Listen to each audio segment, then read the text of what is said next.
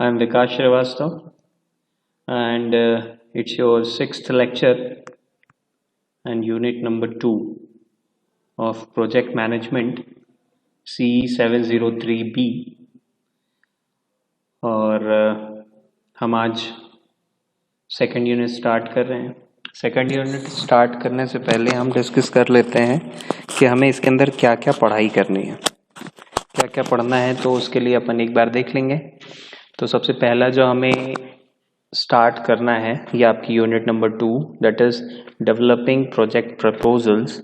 इसके अंदर हमें पढ़ना है कि building relationship with customers and partners, हमें कैसे संबंध रखने चाहिए अपने पार्टनर्स के साथ, कैसे अच्छे रिलेशंस हम बना सकते हैं अपने कस्टमर्स और बिजनेस पार्टनर्स के साथ। जो सेकेंड टॉपिक इसमें अपने को करना है that is a proposal marketing, decisions to develop a proposal and technique, कैसे डेवलप कर सकते हैं अपने प्रपोजल्स को, कैसी मार्केटिंग करेंगे, कौन कौन सी टेक्निक्स अपनानी चाहिए। The next is proposal preparation, कैसे प्रपोजल्स को बनाना चाहिए। देन हम पढ़ेंगे कंटेंट प्रिसाइजिंग कंसीडरेशंस, उनको हम कैसे कंसीडर करते हैं। And the last one is contract, वो बहुत ज़्यादा इम्पॉर्टेंट टॉपिक है जो हम इस सेकेंड यूनिट के अंदर पढ़ेंगे। तो सेकेंड यूनिट का ये फर्स्ट लेक्चर है और टोटल नंबर ऑफ अपना ये जो है सिक्स्थ लेक्चर हम स्टार्ट कर रहे हैं। तो जो सिक्स्थ लेक्चर है अपना, इस सिक्स्थ लेक्चर के अंदर हमें जो स्टार्ट करना है that is build a relationship with business partners. How, कैसे करेंगे, क्या चीज़ इम्पोर्टेंट है, अच्छा क्यों इम्पोर्टेंट है हमें अपने पार्टनर्स के साथ जो बिजनेस में हमारे साथ आने वाले हैं, चाहे वो कोई वेंडर्स हो, स्टैक होल्डर हो, ओनर हो, या जिनके लिए हम काम करने वाले वो हों, फाइनेंस करने वाले हों, या हमारे साथ इक्वली काम करने वाले हमारे पार्टनर हो बिजनेस के अंदर, उनके साथ हम अपने रिलेशंस कैसे अच्छे रख सकते हैं और क्यों रखना चाहिए। क्यों रखना चाहिए तो उसमें बहुत सारी चीज़ें आती हैं। एक, आपको ग्रो करना है, आगे बढ़ना है, तो आपको मल्टीपल रिलेशनशिप बनानी पड़ेंगी अपने बिजनेस को इम्प्रूव करने के, बढ़ाने के लिए। अब कैसे करेंगे, उसके लिए क्या क्या फैक्टर्स हो सकते हैं, तो उसके लिए कुछ हमने यहाँ पे लिखे हैं, वो आप देख पाएंगे। So first is be authentic, बिल्कुल आपको ऑथेंटिक रहना है, पॉजिटिव रिस्पॉन्स देना है, आपके अंदर पॉजिटिविटी दिखनी चाहिए सामने वाले को, तब वो आपके साथ आके काम करना चाहेगा। Second is identify shared goals and values, कैसे बनाओगे अच्छे रिलेशंस। तो आपको पता है कि किसी भी रिलेशनशिप के अंदर अगर अपन बात कर रहे हैं बिजनेस रिलेशनशिप की, तो वहाँ पे आपको सबसे ज़्यादा इम्पॉर्टेंट ये है कि आप जिस रास्ते पे जा रहे हो या आपका जो टारगेट है वो आपके पार्टनर को भी पता होना चाहिए कि आपका विज़न क्या है, गोल क्या है, ऑब्जेक्ट क्या है, उसके अंदर क्या वैल्यूज़ रखता है वो आपके लिए। तो ये सारी चीज़ें आपको कहीं ना कहीं बतानी पड़ेगी, शेयर करना पड़ेगा, किसके साथ, अपने बिजनेस पार्टनर के साथ। The next is mutually beneficial relationship. अब ऐसा है नहीं, किसी भी बिजनेस के अंदर जो है अल्टीमेटली, हमने लास्ट लेक्चर के अंदर भी डिस्कस किया था कि अगर हम किसी प्रोजेक्ट को सिलेक्ट करते हैं तो इसलिए सिलेक्ट करते हैं कि कुछ ना कुछ प्रॉफिट हो, मतलब जो हम इनफ्लो लगा रहे हैं उससे ज़्यादा आउटफ्लो आना चाहिए, है ना। ये हमने डिस्कस किया था लास्ट लेक्चर के अंदर। तो यहाँ पे भी सेम है कि हम अगर किसी बिजनेस के अंदर काम कर रहे हैं तो ऐसा नहीं है कि सिर्फ हमारा ही प्रॉफिट हो, उस सामने वाले बंदे का भी प्रॉफिट उसको दिखना चाहिए, तब वो आपके साथ किसी बिजनेस के अंदर पार्टनर होगा, शेयर होगा, उसके वो कुछ शेयर करेगा, अपनी तरफ से एफर्ट लगाएगा। तो सारी चीज़ें कब होंगी, जब वो उसको भी कुछ प्रॉफिट दिख रहा होगा इस बिजनेस के अंदर। Next is mutual trust and respect. Definitely trust और रिस्पेक्ट दोनों ही इम्पॉर्टेंट है। कैसे, ट्रस्ट क्यों इम्पॉर्टेंट है, हमने पढ़ा था जब हम बात कर रहे थे ग्लोबल प्रोजेक्ट मैनेजमेंट की, तो वहाँ पे हमने डिस्कस किया था कि हम जब किसी बंदे से मिलते हैं तो वहाँ पे इनिशियली ट्रस्ट बहुत कम होता है। इनिशियली ट्रस्ट भी क्यों कम होता है ग्लोबल लेवल पे, क्योंकि कई बार ऐसा होता है कि हम वर्चुअली मिलते हैं। फिजिकली मिलने से, एक दूसरे के साथ आमने सामने बैठ के बातचीत करने के तरीके, काम करने के तरीके से कई बार ट्रस्ट डेवलप होता है। वर्चुअली उतना डेवलप नहीं हो पाता, वो हमने डिस्कस किया था। तो वही ट्रस्ट जो है वो यहाँ पे भी रिक्वायरमेंट है उसकी। ट्रस्ट की रिक्वायरमेंट क्यों है? किसी भी काम को करने के लिए सामने वाले को विश्वास होना चाहिए। वो अगर आपके ऊपर कुछ इन्वेस्टमेंट कर रहा है, वो टाइम दे रहा है, चाहे वो पैसे लगा रहा है आपकी कंपनी के अंदर, इक्वली मेहनत कर रहा है, तो एक दूसरे पे जब तक ट्रस्ट नहीं होगा तो आप नहीं बढ़ोगे। दूसरा, रिस्पेक्ट भी करनी पड़ेगी। ज़रूरी नहीं है आप मान लो 80% के शेयर होल्डर हो और वो सामने वाला बंदा 20% ही है, लेकिन 20% तो लगा रहे हैं। अब ऐसा है नहीं कि उसके 20% है तो आप उसको रिस्पेक्ट नहीं करोगे, उसको भी अंदर से आपको उतनी रिस्पेक्ट जो है प्रोवाइड करनी पड़ेगी, तब वो कोई रिलेशंस चलेगा। Next, ease of doing business. अब ये बात जो है एकदम सिंपल सी हो गई है, वर्केबिलिटी जैसी बात हो गई। आपके साथ मेरे को काम करने में मज़ा नहीं आ रहा, क्यों? मान लो मेरा कोई पार्टनर है, मैं उसके साथ काम में हूँ, किसी काम को, किसी प्रोजेक्ट को कर रहा हूँ। अब वो पर्टिकुलर प्रोजेक्ट के अंदर वो क्या है, वर्केबल नहीं है मेरे साथ। वर्केबल मतलब उसके साथ काम करने में मैं कंफर्टेबल फील नहीं करता। हाउ? हो सकता है उसका रूड बिहेवियर हो, वो हर एक चीज़ शेयर नहीं करता हो, या हो सकता है कि उसके साथ मैं काम करूँ वो हर एक चीज़ में सुनाना शुरू कर दे, या वो बिज़नेस की बात ना करके 3-5 इधर उधर की बातें करे। मतलब कुल मिला के यहाँ पे आप जिसके साथ बिजनेस कर रहे हो उसके साथ आप कितने कंफर्टेबल हो, कितना वर्केबल हो, दैट इज़ इम्पॉर्टेंट। फिर प्रॉफिटेबल प्रोडक्ट। अल्टीमेटली आपके जो प्रोडक्ट्स होने चाहिए वो प्रॉफिटेबल होने चाहिए। कैसे होने चाहिए, किस टर्म में होने चाहिए, वो अभी हम आगे डिस्कस करेंगे इसी लेक्चर के अंदर। And the last one is package partner services. Package partner services, अलग अलग टर्म में हम जो है पार्टनर्स के साथ जो है सर्विस प्रोवाइड करते हैं, तो इसको भी अभी हम आगे डिस्कस करेंगे। तो इस लेक्चर को शुरू करते हैं अपन। तो मैंने इसको एक सिंपल फॉर्म में एक फ्लो चार्ट के अंदर दिखाने की कोशिश की है। यही लिखा है मैंने, how to build a relationship with your business partner. So business partner के अंदर अगर अपन बात करें तो be authentic, identify shares goals and values, mutually beneficial relationship, mutual trust and respects, profitable products, ease of doing business, package partner services। वही चीज़ मैंने यहाँ पे मेंशन की है। आगे बढ़ते हैं। So be authentic. What do you mean by be authentic? अगर कहें तो this is a pretty simple, be who you are and accept other as they are. मतलब जैसे आप हो वैसे सामने वाले के लिए एक्सेप्टेबल रहो, या जैसा सामने वाला है उसको वैसे ही एक्सेप्ट कर पा रहे हो या नहीं, या आप उसके सामने कुछ झूठा तो नहीं दिखा रहे हो, आप हो कुछ और उसके सामने कुछ और दिखा रहे हो।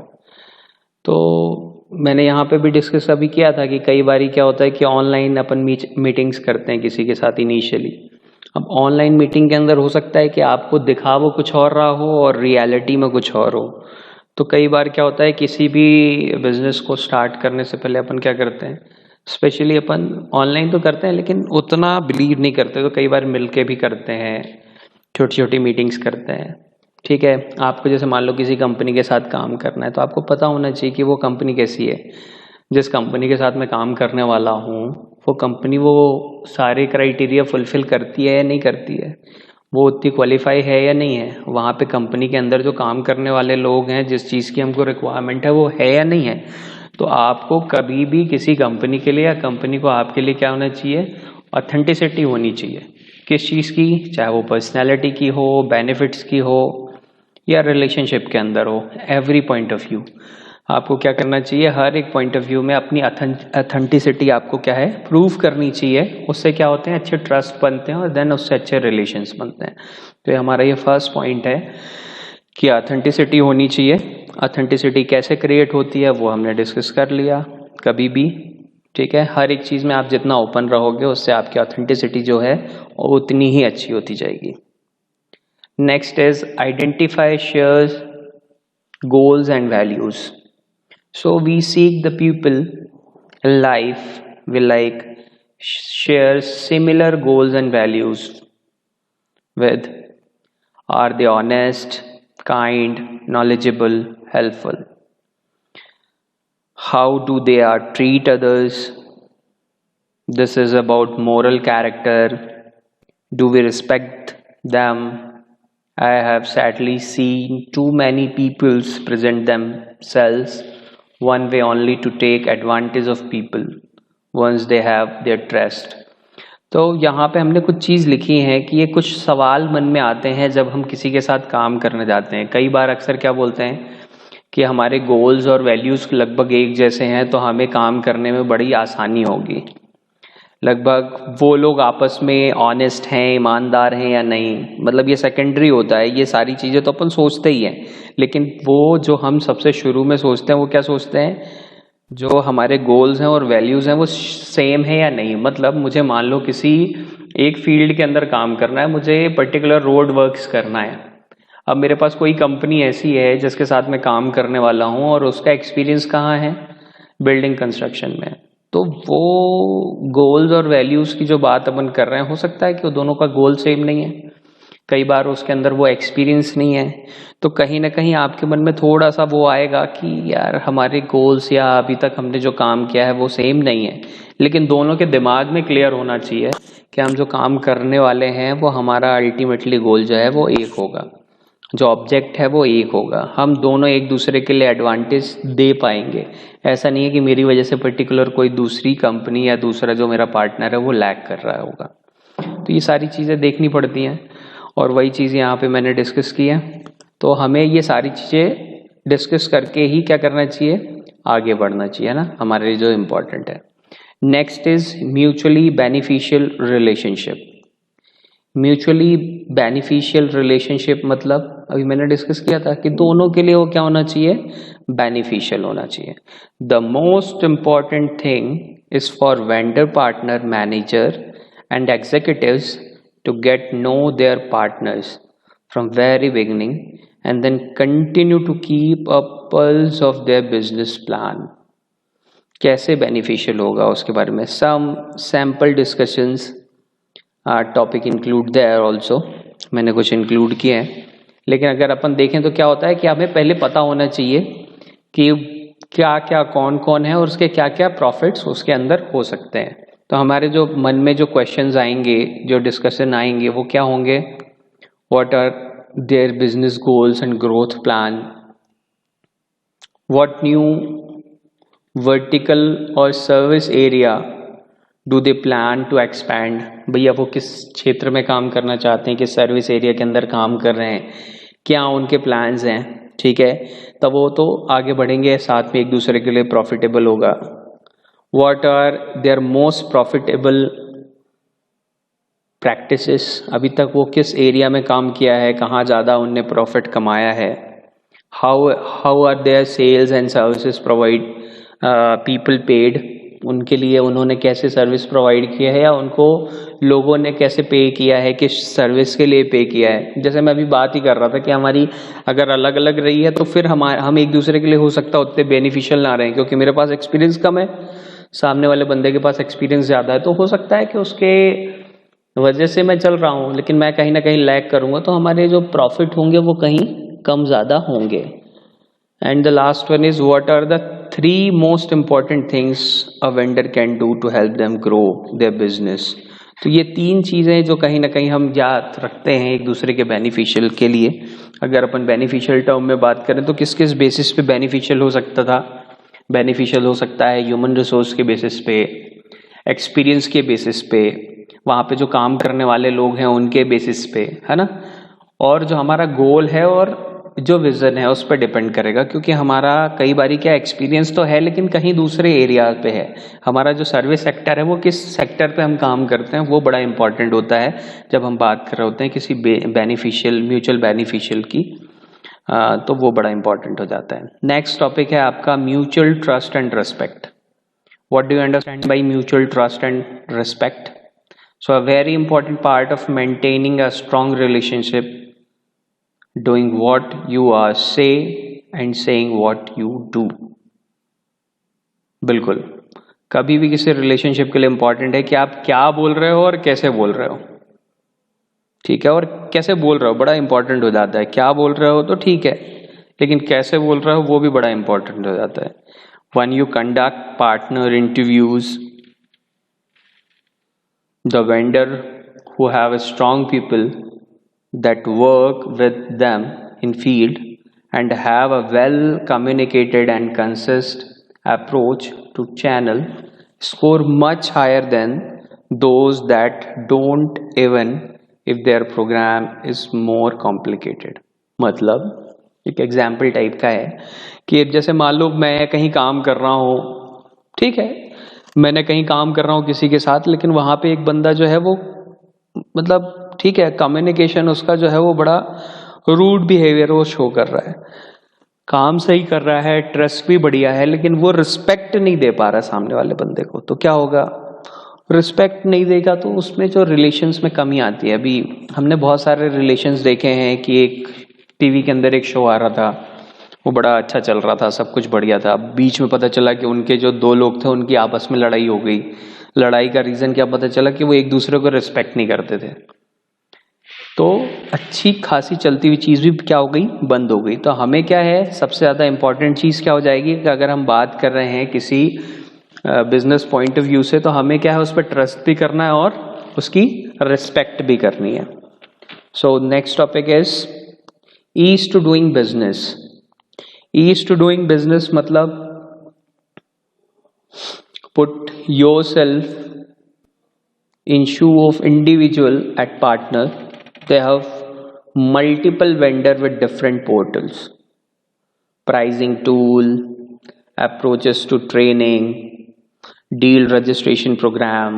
अब देखो कितनी सारी चीजें लिखी हैं कि कैसे अपन जो है इजी वर्क कर सकते हैं। उसके लिए बहुत सारी चीजें होती हैं, अपने पास हर एक चीज है, अपने पास डिफरेंट पोर्टल्स होंगे, आपके पास हो सकता है कि मल्टीपल वेंडर्स हो, लेकिन मल्टीपल वेंडर्स होने के बाद भी आप उनके साथ कितना इजीली जो है उनको काम कर रहे हो, कितना उनको रिस्पेक्ट दे रहे हो, कितना उनको जो है अटेंशंस दे रहे हो। और अटेंशंस देने के बहुत सारे टूल्स हैं, प्राइसिंग टूल्स अपन ने यहाँ पे लिखे ही हैं, डिफरेंट पोर्टल्स हैं आपके पास, कैसे आप ट्रेनिंग को अप्रोच कर रहे हो, कैसे डील प्रोग्राम्स अरेंज कर रहे हो, ये सारी चीज़ें बहुत इंपॉर्टेंट हो जाती है। The more point of friction they encounter with a vendor's process and program, the less likely they are work with the vendor.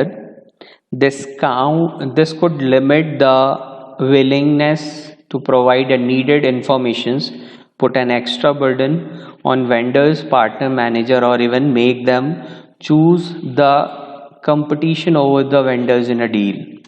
If you make their life easy, it increase loyalty and enhance the relationship.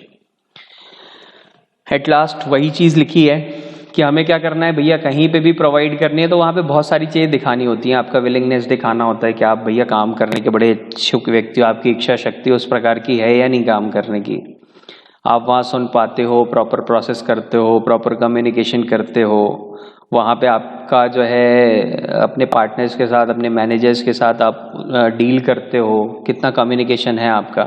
और सबसे ज़्यादा चीज़ जो important हो जाती है, अगर आपको काम अच्छा करना है और अपनी मतलब क्या होता है, अगर सामने वाला व्यक्ति आप पे ईजिली ट्रस्ट कर रहा है तो आपके साथ उसके साथ काम करना बड़ा इजी हो जाता है, क्योंकि आपने उसको बताया, उसने आप पे भरोसा, उस सामने वाले व्यक्ति को आप पे भरोसा है कि आप एकदम समय पे काम करके दोगे।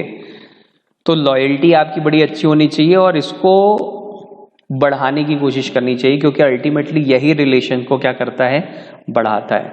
अगर हम इसके अंदर कुछ पॉइंट्स की बात करें तो मैंने इसके अंदर लिखे हैं, be aggressive in your internal education, बहुत ज़्यादा अग्रेसिव होना चाहिए अपने internal education on this, on what is important to the partner, कि पार्टनर के लिए क्या ज़रूरी है, उसको बड़ा मतलब क्या है, देख के अपने को सीखने के लिए पूरा एफर्ट लगाना चाहिए। The more you do with your internal stakeholder on preparing for the channel, the more likely you will be to get content, process, etc. that are designed for the channel. The use of editorial calendar an excellent way to get that process started. बिल्कुल हमने क्या लिखा कि हमारी जो stack holder की requirement है, उस स्टैक होल्डर के रिक्वायरमेंट को करने के लिए हम कितने जो है अपने एजुकेशन पे काम कर रहे हैं, मतलब अपने अंदर कितनी इम्प्रूवमेंट लाने की कोशिश कर रहे हैं। जो भी हम पास कर रहे हैं, जो हमने डिज़ाइन किया है, एक प्रॉपर फॉर्म, एक प्रॉपर चैनल में प्रोवाइड किया है या नहीं, अगर प्रोवाइड किया है तो हम उसको प्रोसेस में प्रॉपर फॉलो कर रहे हैं या नहीं। Second, make it simple for partner managers to provide information to partner by providing easy to use training and tools in an accessible central location to which they can direct partners। अब क्या है, जो information का जो हमने अभी बात की, जो प्रॉपर प्रोवाइडिंग का है, तो प्रॉपर समय पे उसकी जो है ट्रेनिंग हो रही है कि नहीं, उसको प्रॉपर टूल्स प्रोवाइड कर रहे हैं या नहीं, जो इन्फॉर्मेशन है वो प्रॉपर चैनल से जा रही है कि नहीं, है ना। ये सारी चीज़ें हम कहीं ना कहीं उसमें देखते हैं। The third one is identify all communication touch point from one boarding to shipment notifications, look for ways to reduce and optimize them। अब क्या करना चाहिए, हमें हर एक पॉइंट जो कम्युनिकेशन वाले हैं उनको आइडेंटिफाई करना चाहिए। आइडेंटिफाई करने पे क्या होगा, आइडेंटिफाई करने पे ये प्रॉफिट हो जाएगा कि हमने जितने भी पॉइंट्स थे अगर उनको आइडेंटिफाई कर लिया तो हमारे लूप में जो है डिक्रीमेंट के चांसेस बहुत कम हो जाएंगे, और जो अगर कुछ नेगेटिव आ रहा है तो हम उसको रिड्यूस कर सकते हैं, उसको ऑप्टिमाइज कर सकते हैं। ये हमारे लिए प्लस पॉइंट है। The next is continuously revisiting the partner experience to look for small changes then can produce a big win for the partner. अब क्या होगा भैया, जैसे हमें क्या होता है, जैसे कुछ एक्सपीरियंस लोग हैं काम करने वाले, तो हमें क्या करना चाहिए, पार्टनर्स के एक्सपीरियंस को भी लेना चाहिए, बार बार विजिट करना चाहिए, उनसे हर डिस्कस करना चाहिए। तो उससे क्या होता है, कहीं ना कहीं हमारा रिलेशन जो है वो क्या होता है, इम्प्रूव होता जाता है। Next, profitable product. It is not enough to have a wonderful product and a great market opportunity. Partner will get behind and invest in vendor that show them a path to greater profitability. Partner are not expert on how to make money with a vendor brand, but the vendor should be। अब देखो क्या है कि कई बार क्या है कि किसी ने पैसे लगा दिए, उसका कोई एक्सपीरियंस नहीं है, उसने बोला कि यार आप फाइनेंस कर दो, मेरे पास कोई एक्सपीरियंस नहीं है। दूसरे बंदे ने कहा मेरे पास एक्सपीरियंस है लेकिन मेरे पास पैसे नहीं है, मैं तो थोड़ा बहुत लगा पाऊंगा, मेरे पास लोग हैं वो लगा दूंगा, लेकिन मेरे पास पैसे नहीं है। तो दो लोगों ने आपस में काम करना चालू किया, एक पास पैसे है उसने पैसे लगाए, दूसरे वाले के पास इन्वेस्ट करने के लिए पैसे नहीं है लेकिन उसके पास काम आता है, उसने काम किया। अब क्या होगा, ऐसा है नहीं कि अकेले जिसने पैसे लगाए वो पूरे पैसे रख लेगा, या ऐसा भी नहीं कि जो पूरा काम कर रहा है वो अकेले पूरे पैसे रख लेगा। तो दोनों अपनी अपनी जिम्मेदारी से काम करते हैं। एक का काम है काम करना और दूसरे का काम है पैसे लगाना। दोनों जिम्मेदारी के साथ उस पर्टिकुलर काम को करते हैं, और दोनों के जो शेयर्स होते हैं, जो प्रॉफिट होते हैं, वो प्रॉपर डिपेंड करते हैं, है ना। So vendor needs to be in the business for showing their partners how to price, staff and deliver their product profitability. अब ये उस वेंडर के ऊपर डिपेंड करता है कि वो अपने पार्टनर के साथ कैसे उसको प्राइस करता है, कैसे स्टाफ करता है, कैसे डिलीवर करता है ना प्रॉफिट के में। प्रॉफिट अब उसका है कि किस फॉर्म में वो लेगा। Doing this usually the part of partner business planning process. और ये क्या होती है आपकी एक प्रॉपर बैठते हैं उन लोग, प्लान करते हैं कि कैसे काम करेंगे, उस पर डिपेंड करता है। And the last one is package partner service. Partner are interested in selling their products but are even more interested in selling other partner delivered service that are wrapped around the sale of your product। ठीक है, उसमें लिखा है कि कई जो partners होते हैं वो सेल करने पर डिपेंड करते हैं अपने प्रोडक्ट्स को, और कुछ जो होते हैं वो इंटरेस्टेड होते हैं अपने पार्टनर्स के साथ सर्विस प्रोवाइड करने में, अपनी सर्विस को बेचने के लिए। The partner wants vendors help in designing service that complement for the sale of their products।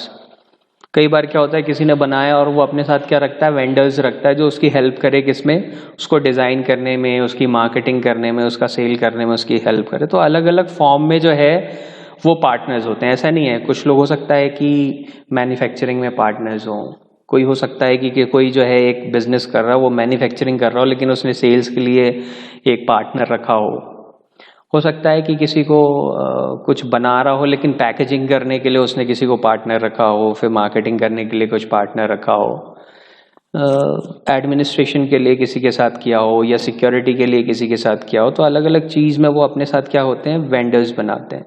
और कई चीज़ें यहाँ लिखी हैं, that is complementary service design, suggests pricing and packaging recommendation, service, staffing and delivery approaches. तो अलग अलग type की क्या हो सकती है, पैकेज पार्टनर सर्विस हो सकती है जो जनरली किसी रिलेशन के लिए इंपॉर्टेंट होती है। और ये जो पैकेज पार्टनर सर्विस होती है ये बड़ी इंपॉर्टेंट हो जाती है कि आप उसको किस फॉर्म में वो रिलेशन को मेंटेन कर रहे हो, किस फॉर्म में आप उसके साथ जो है शेयर करने वाले हो अपने प्रॉफिट को। तो ठीक है, ये सारे पॉइंट्स कहीं ना कहीं हमें दिमाग में रखने चाहिए जब हम क्या करते हैं, तैयारी करते हैं अपनी, देखते हैं इन सारी चीज़ों को। तो इन सारी चीज़ों को कहीं ना कहीं दिमाग में रख के अपने को क्या करना चाहिए, तैयारी करना चाहिए। तो आज के लेक्चर के अंदर हमने ये सीखा कि अपने बिजनेस पार्टनर के साथ कैसे रिलेशंस रखने हैं, वो कौन कौन से पॉइंट्स है जो अफेक्ट करते हैं, अगर रखना है तो क्या इंपॉर्टेंट पॉइंट हो जाते हैं हमारे लिए। तो आज हमने वो डिस्कस किया। अगर इस टॉपिक से रिलेटेड कोई डाउट है तो आप, मेरा मेल आईडी यहाँ पे लिखा हुआ है और मेरा कांटेक्ट नंबर भी लिखा हुआ है, आप उसमें कांटेक्ट कर सकते हैं।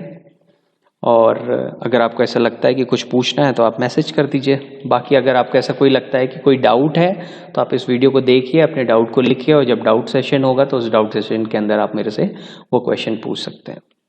ठीक है, आज के लेक्चर में इतना ही। नेक्स्ट लेक्चर में फिर मिलेंगे। Thank you.